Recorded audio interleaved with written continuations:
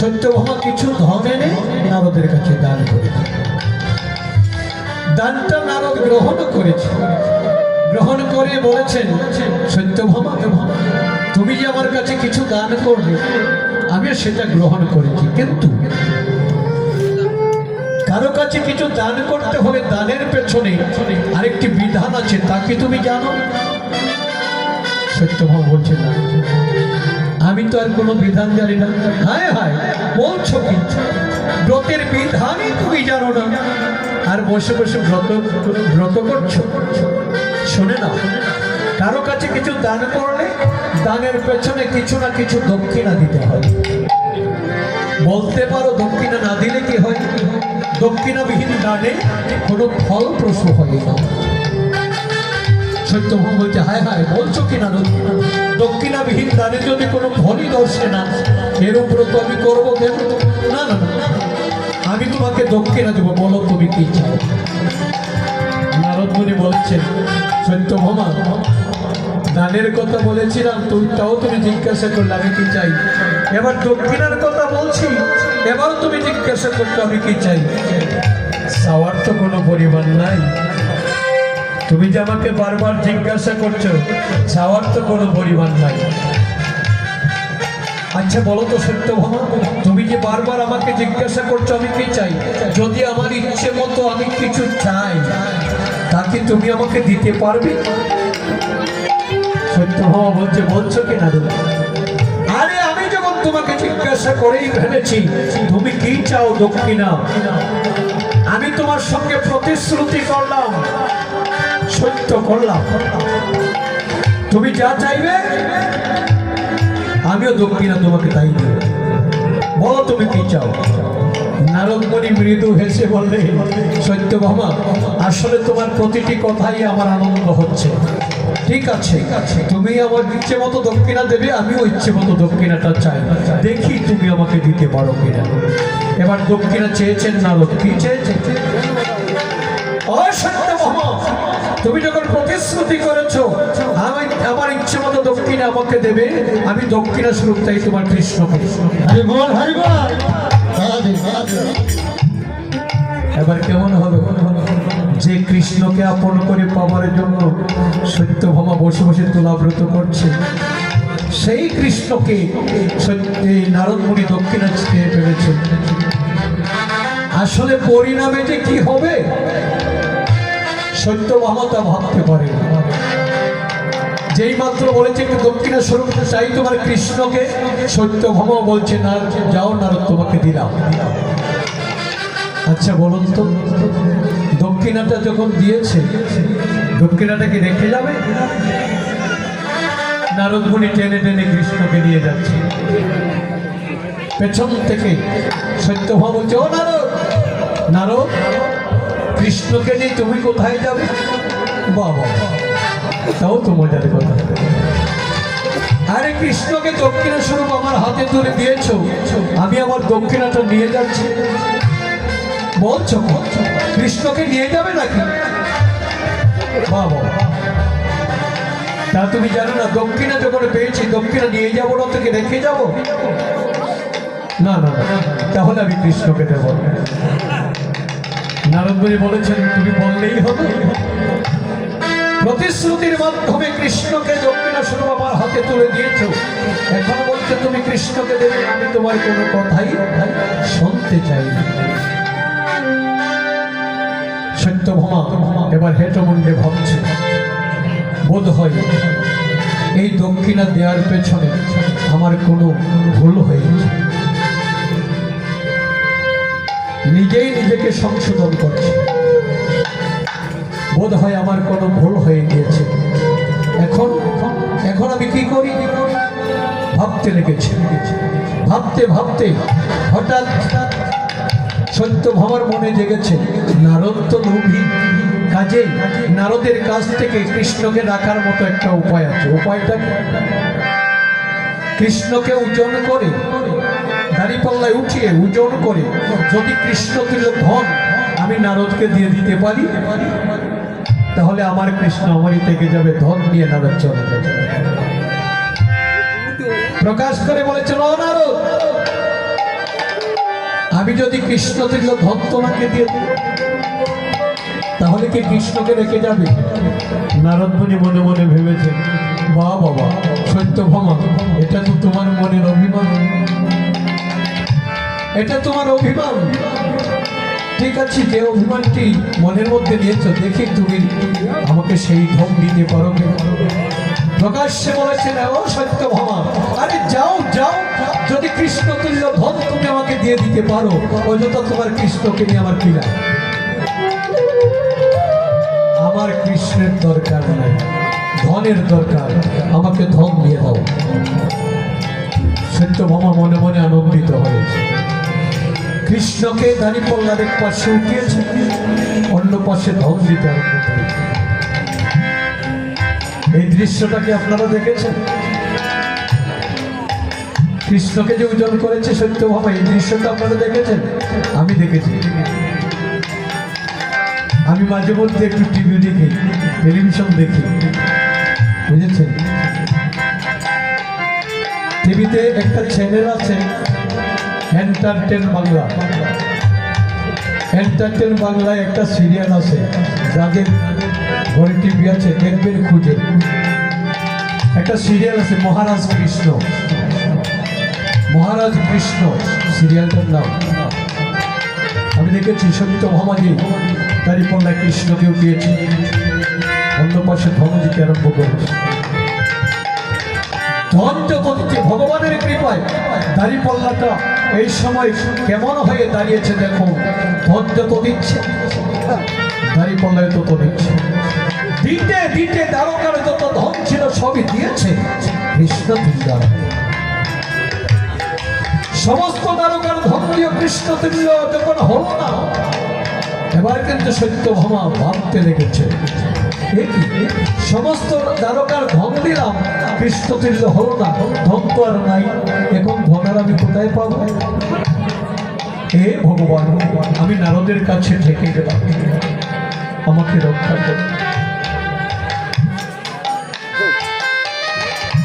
অভিমান চূর্ণ হয়েছে। অভিমান যখন চূর্ণ হয়েছে, বলেছে ভগবান আমি নারদের কাছে ঠেকে গেলাম, এবার আমাকে রক্ষা করো। এক ভক্ত ঠেকেছে আরেক ভক্তের কাছে। ভগবান শ্রীকৃষ্ণ কি করলেন? এই দ্বারকায় ছিলেন একজন পরম ভক্ত, যার নাম ছিল উদ্ধব। উদ্ধবকে ডেকে বললেন, হে উদ্ধব, ওই চেয়ে দেখো সত্যভামা নারদের কাছে দান করে দক্ষিণা দিতে গিয়ে নারদের কাছে ঠেকে গিয়েছে, এমন ভাবে ঠেকেছে নারদের কাছ থেকে পরিত্রাণ সে কিছুতেই পাবে না। যাও যাও উদ্ধব, তুমি যে সত্যভামাকে সহযোগিতা করো। কিভাবে সহযোগিতা করতে হবে সেই কৌশলটিও ভগবান বলে দিলেন। ভগবানের ইঙ্গিত পেয়ে উদ্ধব মহাশয় রওনা হলেন, উপনীত হলেন কোথায়? সত্যভামার কাছে। ডেকে ডেকে বলেছেন, সত্যভামা, আরে ও সত্যভামা, নারদের সঙ্গে প্রতিশ্রুতি করেছ কৃষ্ণ তুল্য ধন দেবে, এবার দিতে পারছো না, তাই তো? আরে দিবে কেমন করে? তুমি মনের মধ্যে অভিমান নিয়েছো, যে অভিমানটি মনের মধ্যে নিয়েছো এই মুহূর্তে শুধু দ্বারকার ধন কেন, স্বর্গমর্ত পাতাল ত্রিভুবন যদি দাঁড়িপাল্লায় উঠিয়ে দাও, দেখবে কৃষ্ণ তুল্য। হরিবল হরিবল। কাজে তুমি কৃষ্ণ তুল্য ধন দিতে পারবে না, নারদের কাছ থেকেও পরিত্রাণ তুমি পাবে। তবে হ্যাঁ, পরিত্রাণ তুমি অবশ্যই পাবে। কি করে জানো? যদি তুমি আমার কথা মতো কাজ করো। বললেন, বলো বলো উদ্ধব, কি করলে আমি নারদের কাছ থেকে পরিত্রাণ পেতে পারি? উদ্ধব মহাশয় বললেন, সত্যভামা, তাহলে শোনো। ভগবান একদিন আমাকে বলেছিলেন, হে উদ্ধব, একটি কথা জেনে রাখো, নামি হইতে নাম বড়, নামি হইতে নাম বড়। আরো একটি কথা ভগবান বলেছিলেন, যে ভগবানের একটি নাম গোলকে গোপনে আছে। ভগবানের একটি নাম গোলকে গোপনে আছে। কোন নামটি গোলকে গোপনে আছে সেই নামটিও ভগবান আমাকে বলেছিলেন। তাই বলছি সত্যভামা, আর বিলম্ব না করে তুমি আমার কথা মতো আনো একটি তুলসী পত্র। তুলসী পত্র এনে ভগবানের যে নাম গোলকে গোপনে রয়েছে সেই নাম তুলসী পত্রে লিখে নাও। লিখে নিয়ে সমস্ত ধন দাঁড়িপাল্লা থেকে নামিয়ে তুলসী পত্রটি দাঁড়িপাল্লায় দাও। দেখবে একটি তুলসী পত্রের তুলনায় শ্রীকৃষ্ণের ভিতরে কিছুই নেই।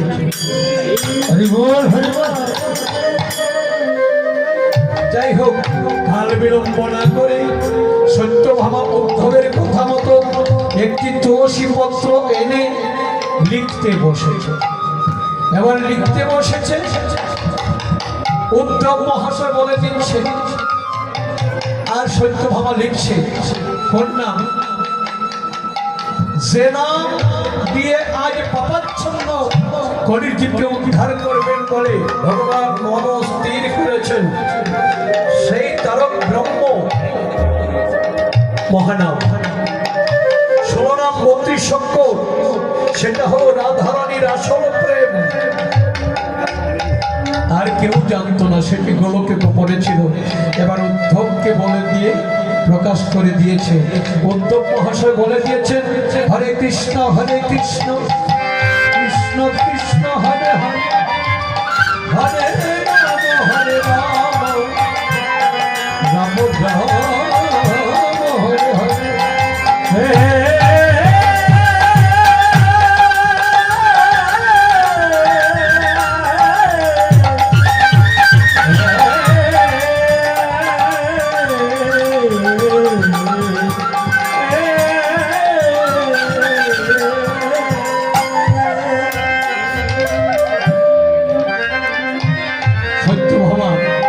তুলসী পত্রে এই নাম লিখে দিয়েছে। সত্যভামা উদ্ধবের কথা মতো দাঁড়িপাল্লা হতে সমস্ত ধন নামিয়ে যখন দাঁড়িপাল্লায় তুলসী পত্রটি দিয়েছে, দেখা গেল উদ্ধবের কথাই সত্য হয়েছে। একটি তুলসী পত্রের তুলনায় শ্রীকৃষ্ণের ভিতরে কিছুই নয়, অধিক ভারী। এবার তুলসী পত্রটি তুলে নারদের হাতে দিয়ে বলেছে, এই নাও নারদ, তুমি কি সন্তুষ্ট হয়েছ? নারদ মুনি মনে মনে ভেবেছে কৃষ্ণ তুল্য ধন দেবে বলে সত্যভামা প্রতিশ্রুতি করেছিল। এবার কৃষ্ণ তুল্য কেন অধিক ভারী ধন দিয়েছে। নারদ মুনিকে সন্তুষ্ট না হয়ে বলেছেন, হ্যাঁ আমি সন্তুষ্ট হয়েছি। পেছনে নারদ মুনি ভাবলেন, যে নাম গোলকে গোপনে ছিল সেই নাম প্রকাশ করে আজ সত্যভামা তুলসী পত্রে লিখে দিয়েছে। আমি জানি আমার ভগবান কলির জীবের উদ্ধারের জন্য ধরাধামে গৌর রূপে অবতীর্ণ হবেন। যদি কলির জীব উদ্ধার করতে হয়, এই রাধারানীর প্রেম ভিন্ন আর কিছুতেই কলির জীব উদ্ধার করতে পারবেন না। কাজেই এই নামটি যত্র তত্র রাখতে হবে না, যতনে রাখতে হবে। সেই ভাবনায় দেবঋষি নারদ রাধারানীর প্রেম তথা এই নামকে একটা পুটুলি বেঁধে রেখে দিলেন।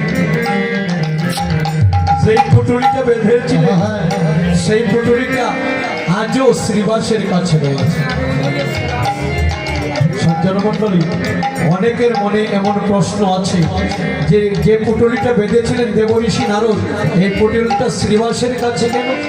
কারণ যিনি ছিলেন পূর্বল্লায় দেবঋষি নারদ, তিনি কলিতে হলেন শ্রীবাস। যার জন্য পুটুলিটা তার কাছে রয়েছে। মহাপ্রভু এই যে প্রশ্নটা ছিল যে মহাপ্রভু নিত্য নৈমিত্তিক শ্রীবাস সঙ্গীরা কীর্তন করেন কেন? মহাপ্রভু নিত্য নৈমিত্তিক শ্রীবাস সঙ্গীরা কীর্তন করেন এই জন্য, শ্রীবাসের কাছে রাধারানীর প্রেম তথা তারক ব্রহ্ম মহানাম কর্য করে এনে পাপাচ্ছন্ন কলিযুগের ঘরে ঘরে বিতরণ।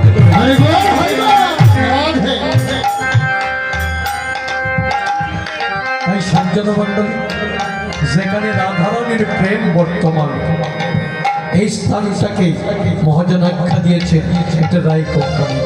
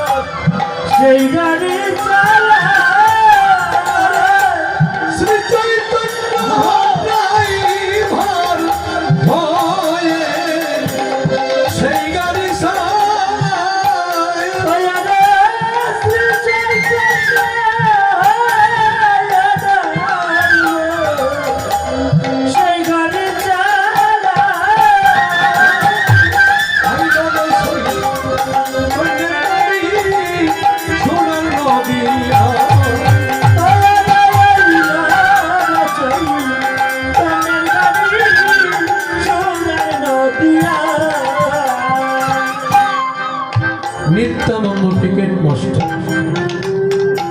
এই চৈতন্যের গাড়ির টিকিট মাস্টার হলেন নিত্যানন্দ প্রভু, যার মধ্যে আছে নিত্য আনন্দ, যার মধ্যে ক্রোধ নাই, অভিমান নাই, আছে কি শুধুমাত্র দয়া।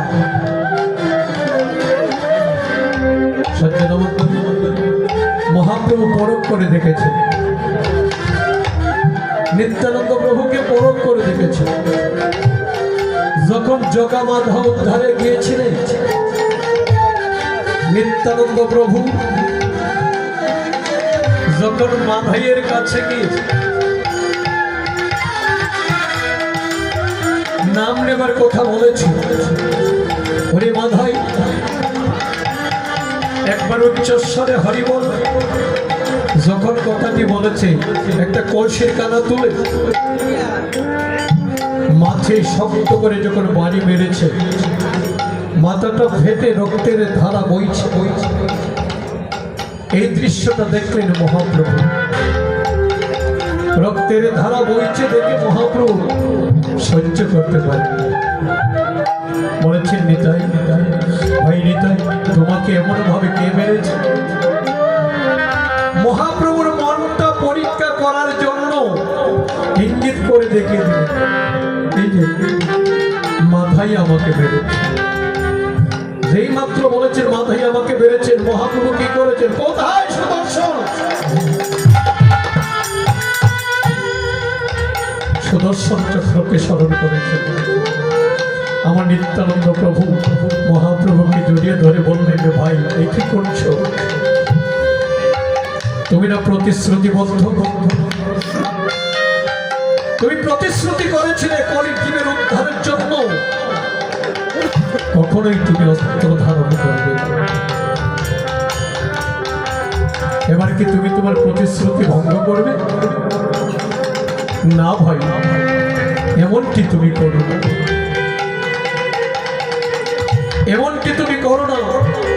ওরা যে আমার ভক্ত, ওদেরকে ক্ষমা করে দাও, ওদেরকে তুমি আশীর্বাদ করো যেন ওরাও আমাদের মতো উচ্চস্বরে হরিনাম।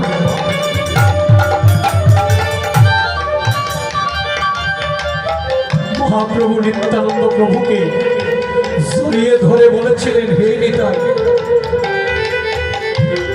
আমি লোকের মুখে শুনেছি তোমাকে সবাই বলে দয়াল নিতাই, আমি একবারও তোমাকে পরখ করে দেখি নাই, এবার আমি পরখ করে দেখেছি, সত্যই তুমি দয়াল নিতাই।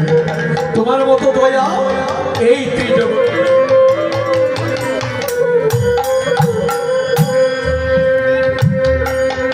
এই তো যার মধ্যে ক্রোধ নাই, অভিমান নাই, যার মধ্যে আছে নিত্যানন্দ, আর আছে শুধু দয়া।